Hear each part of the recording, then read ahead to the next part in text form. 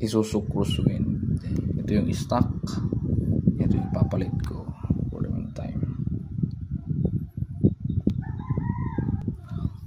Ito pasok dito.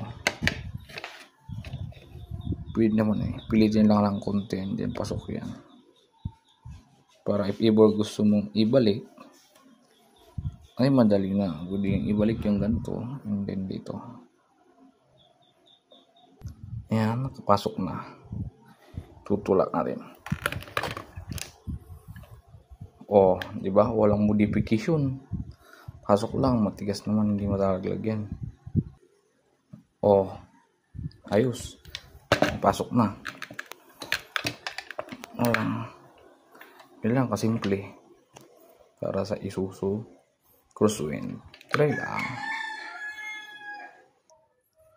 Yeah. Hindi naman malalagyan dito.